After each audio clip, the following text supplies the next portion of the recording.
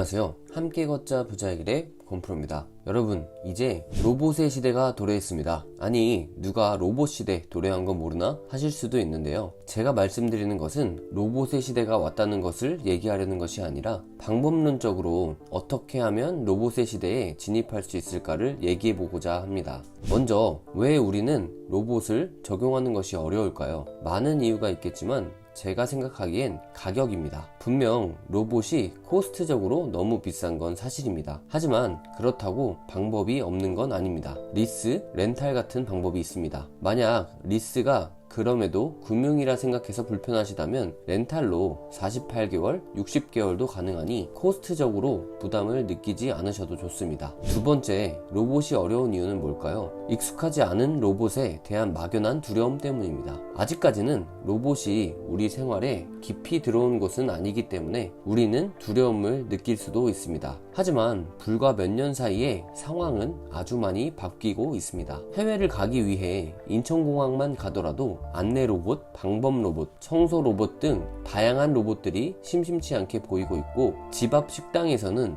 서빙 로봇이 사람을 대신해서 음식을 가져다주는 말 그대로 찐 로봇의 시대가 열리고 있습니다. 이제 향후 몇 년 후가 되면 로봇과 관계없는 업종에 종사하는 사람들이 소외되는 현상이 발생할지도 모르겠습니다. 시대의 흐름을 미리 파악하지 못하고 로봇을 적용하지 않으면 과거에 흥선대원군이 범했던 실수를 반복하게 될지도 모릅니다. 급변하는 사회에서 나만 도태될 수 있는 위험이 있다는 것을 우리는 간과해서는 안 되겠습니다. 세 번째, 로봇이 어려운 이유는 로봇의 정확성에 대한 의구심입니다. 요즘은 서빙 로봇이 많이 다니지만 예전엔 식당에서 서빙 로봇 도입을 많이들 꺼려 하셨었는데요. 그 밖에도 키오스크, 티오더 등 많은 것들이 생각나는데요. 사실 제 주위에 이런 것들을 쓰신 사장님들은 결점이 많은 사람을 기계가 대체한 부분에 대해서는 아주 많이 만족하고 계신 상황입니다. 왜냐하면 로봇이 사람보다 정확하고 로봇은 지치지를 않으니까요.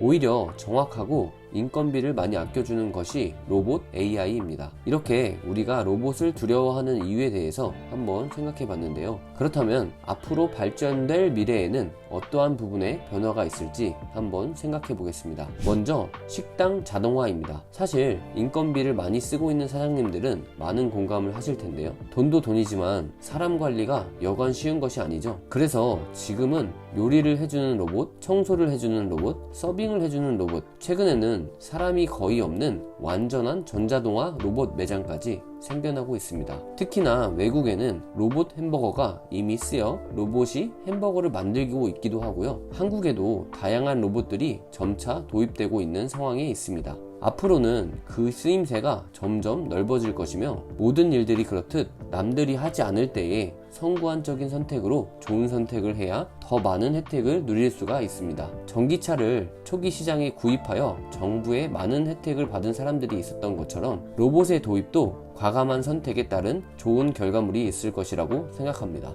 두 번째로는 다양한 비행 모빌리티입니다. 옛날에 하늘을 나는 자동차라는 상상도 많이 해보셨을 텐데요. 지금은 드론을 통해 그것이 현실이 되어가고 있습니다. 이미 제주도에서도 드론 택시를 시범 운행했고 전 세계적으로 드론 택시에 대한 관심이 지속되고 있습니다. 당연하겠지만 드론은 결국 자율주행이 뒷받침되어야 하는데 아시다시피 자율주행 자동차가 속속 나오고 엄청난 발전 속도를 보이고 있기 때문에 조만간 드론 택시의 상용화가 얼마 남지 않았다는 것은 당연한 일이겠죠. 세 번째로는 스마트 시티입니다. 현재는 고도화된 도시가 없지만 미래에는 모든 도시가 스마트 시티로 세워질 것입니다. 스마트화된 도시에서 우리는 자율주행 모빌리티를 타며 이동할 것이고, 우리가 아프게 되면 자동으로 보고돼 무인 구급 드론이 적시에 출동할 것이며, 만약 범죄에 노출된다면 방범 로봇이 자동으로 출동해 우리를 구해줄 것입니다. 결국 로봇은 우리 생활권 안에 다가와 있고 필수 불가결한 요소가 될 것입니다. 그리고 나중에는 로봇이 거의 스마트폰처럼 모든 사람들이 사용할 수 있게 되어 로봇을 사용하지 못하면 사회에 도태되는 사람이 될지도 모릅니다.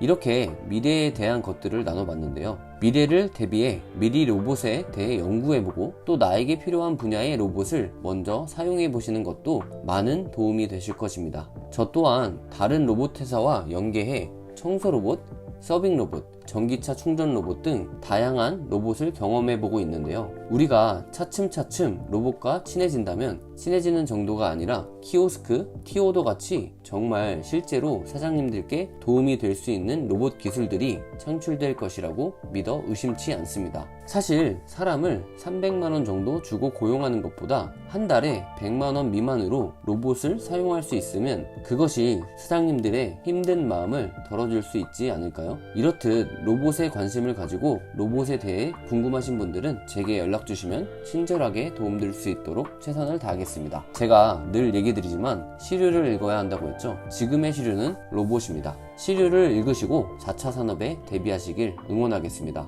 구독, 좋아요, 알림 설정은 사랑입니다. 끝까지 시청해주셔서 감사합니다.